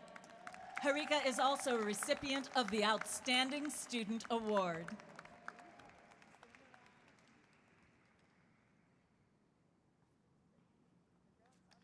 Aaron Fanning.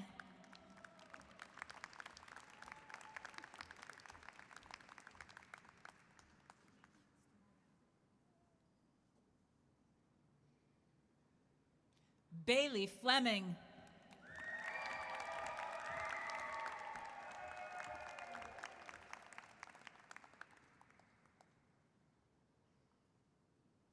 Anna Maria Fort.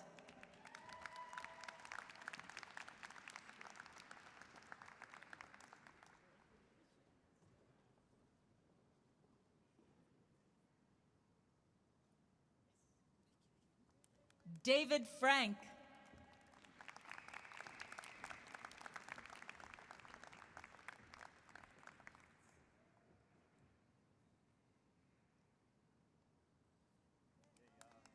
Kathleen Grusho.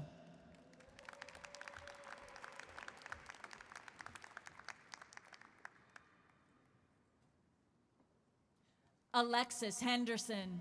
Alexis is also receiving a certificate in health equity.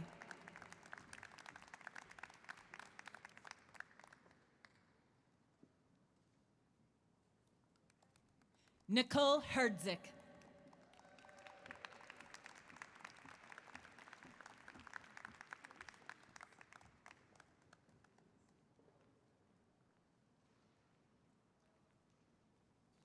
Samantha Hernandez.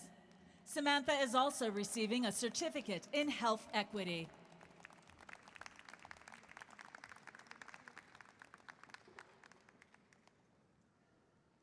Caroline Hoffman.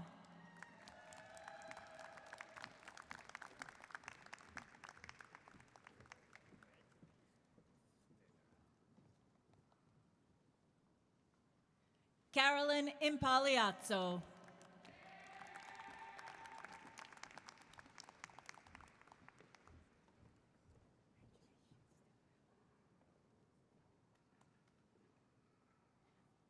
Stuthi Eiler.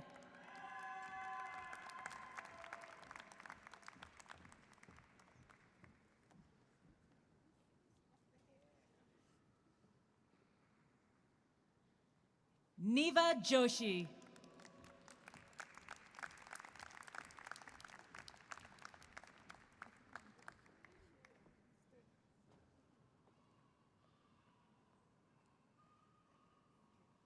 Jetong Lee.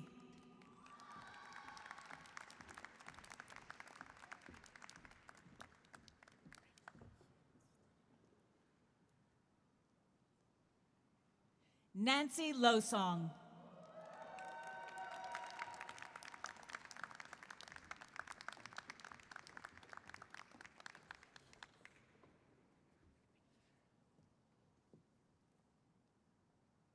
Michaela Moore.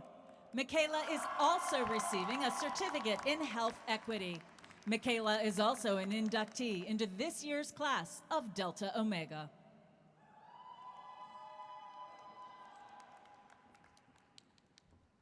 Aishwarya Maikunda.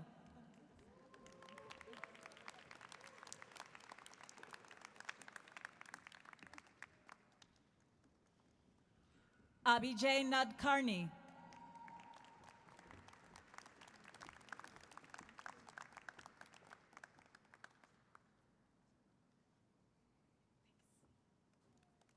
Ekta Parchuri.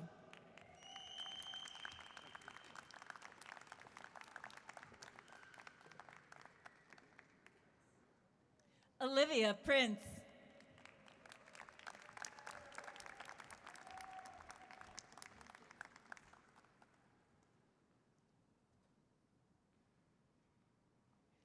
Sohan Rao.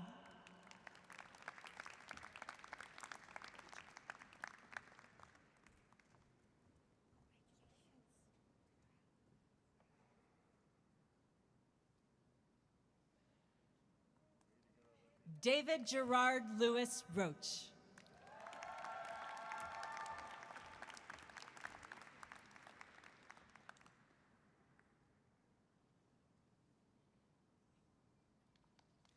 Amrit Singh.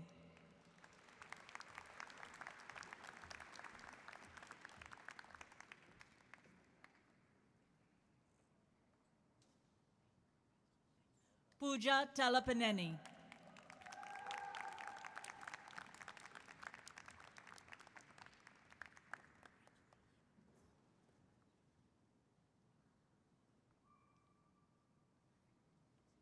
Natalie Ward. Natalie is also an inductee into this year's class of Delta Omega.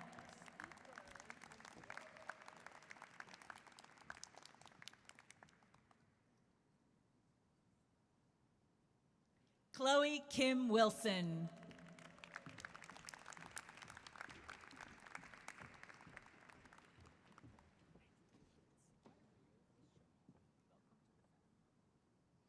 Bailey Brennan.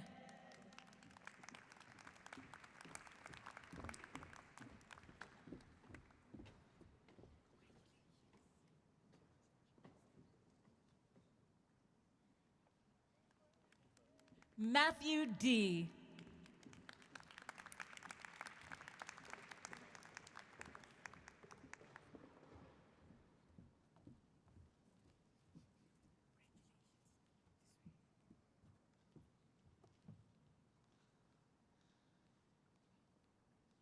Chelsea Dixon. Chelsea is also a recipient of the Delta Omega Essay Award.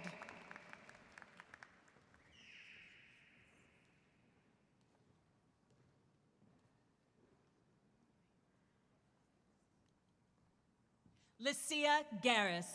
Lycia is also an inductee into this year's class of Delta Omega.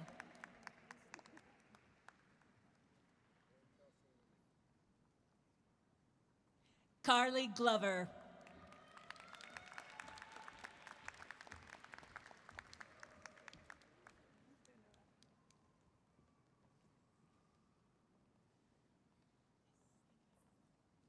Ashley Hertrick.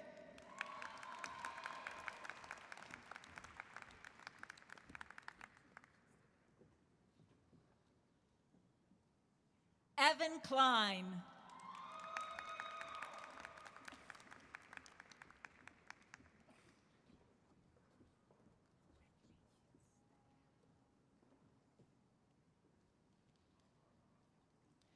Kelsey Lashow.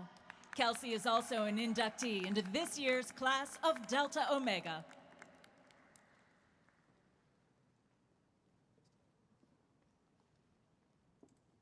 Hanso Lee.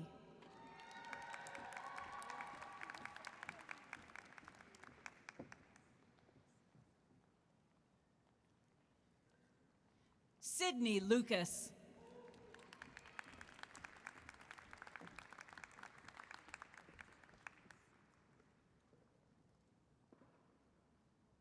Jordan Perkins.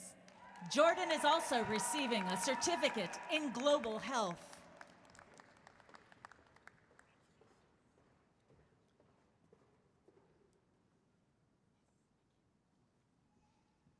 Aparna Ramani. Aparna is also an inductee into this year's class of Delta Omega and the recipient of the Outstanding Student Award.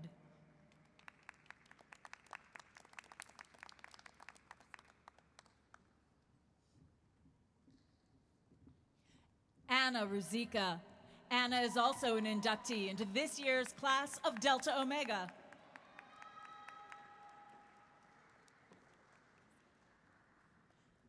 Alexander Sanchez.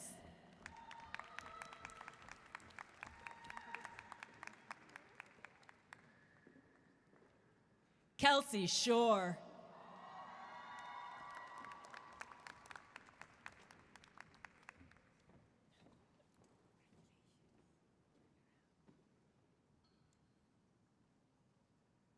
Jordan Smith.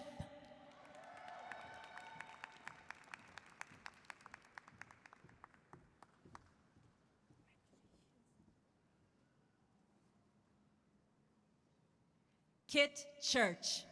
Kit is also an inductee into this year's class of Delta Omega.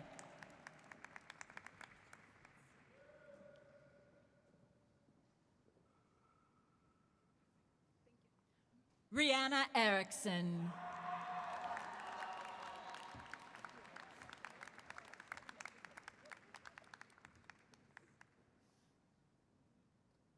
Amanda Jimkowski. Amanda is also receiving a certificate in LGBT individuals' health and wellness. Amanda is also an inductee into this year's class of Delta Omega.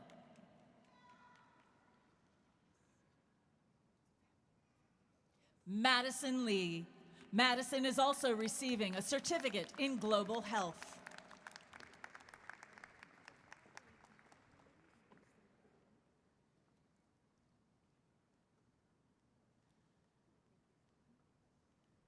Anna McKinnon. Anna is also an inductee into this year's class of Delta Omega.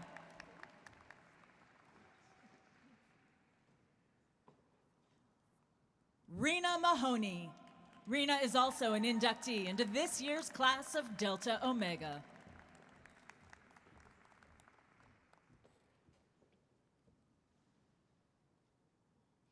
April Manhart.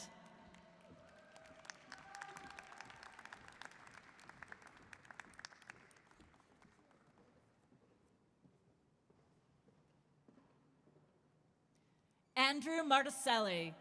Andrew is also an inductee into this year's class of Delta Omega.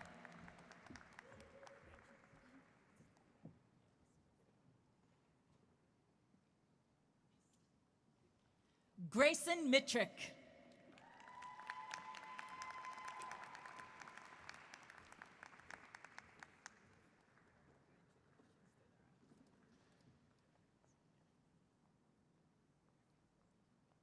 Conrad Nilsson.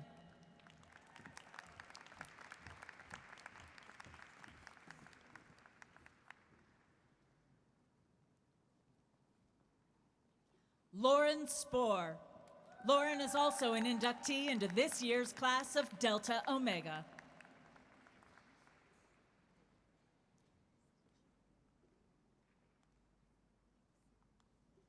Gracie Stinchula.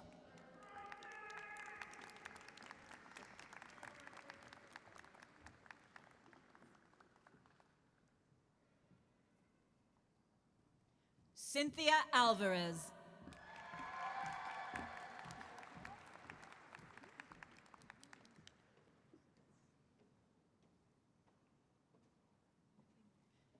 Diana Bellino. Diana is also an inductee into this year's class of Delta Omega. Diana is also a recipient of the Outstanding Student Award.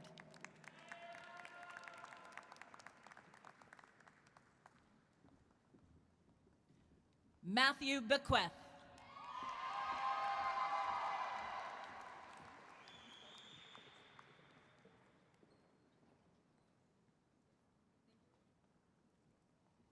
Larissa Chapa.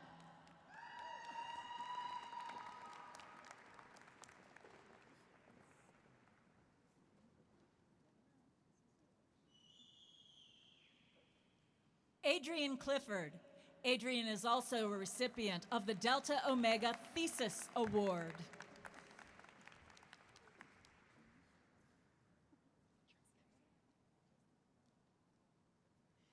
Dara Chernikowski. Dara is also receiving a certificate in health equity.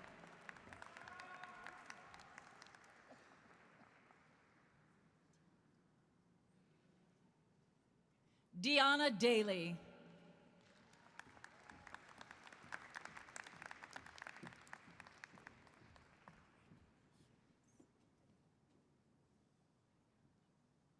Bailey Fields.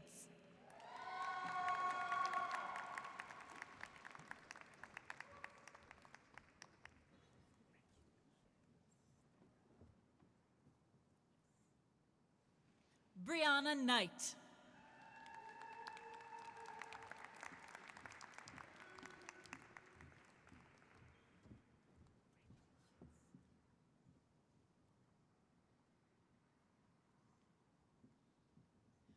Rupa Kodori.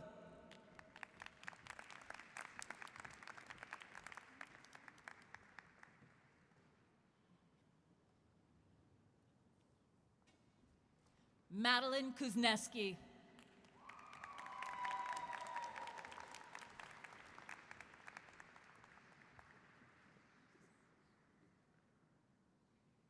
Junmin Lei.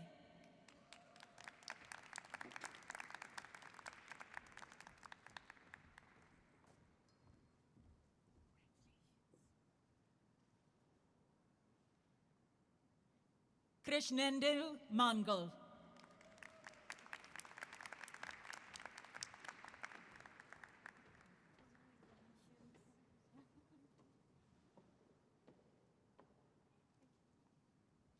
Fiorella Nicoloso.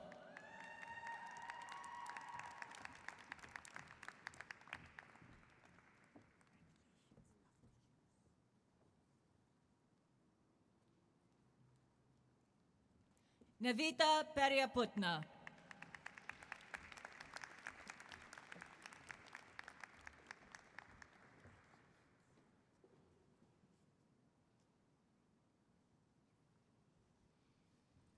Samhita Ravi.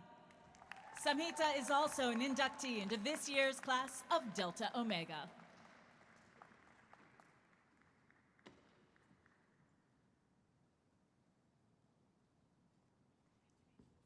Mathea Schaefer. Mathea is also an inductee into this year's class of Delta Omega.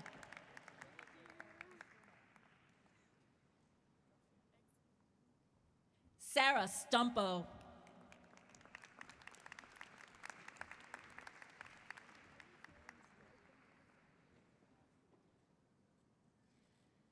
E.J. Young.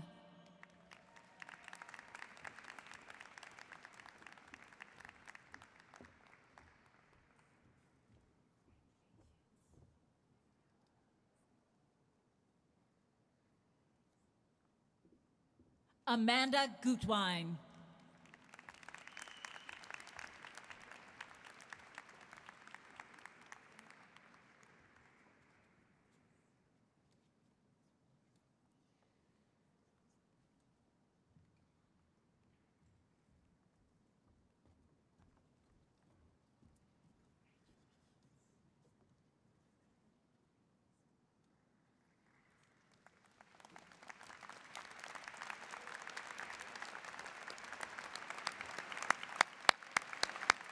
Let's hear it for the class of 2023.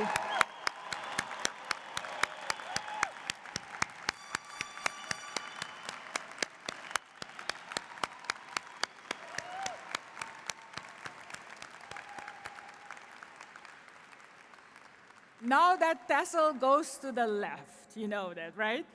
So I'm so inspired by all of you here today, and I'm equally excited about the careers that you're about to embark. I invite you to continue to stay engaged now as alumni as you spend your career all over the world. You're now part of this global alumni network that is the Pitt Public Health family. You'll soon receive correspondence from our philanthropy and alumni office. Yes, we don't forget that. Inviting you to join us and to support the others. And in fact, this class of 2023, and I'm going to ask Sam to Tony to stand. Where are you, Sam? Are you here? There is Sam.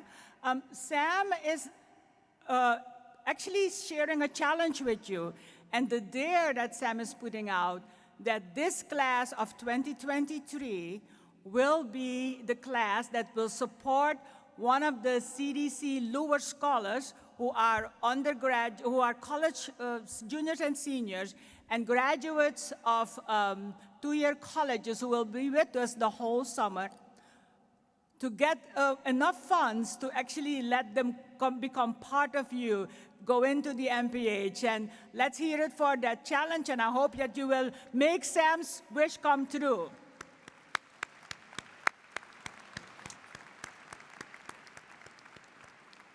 You know, as we approach the close to our 2023 University of Pittsburgh School of Public Health graduation, this would not happen without the dedication for almost an entire year of all of the faculty staff who volunteered to do this.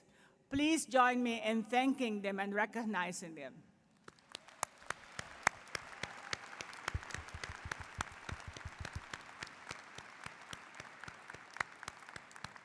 So one more big hurrah for our graduates of 2023.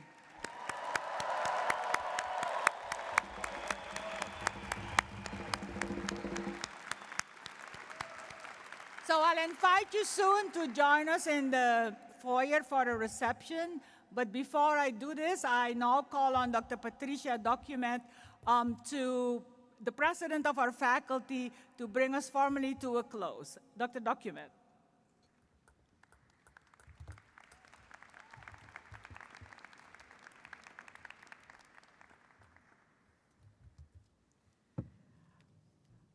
I declare the University of Pittsburgh School of Public Health graduation closed.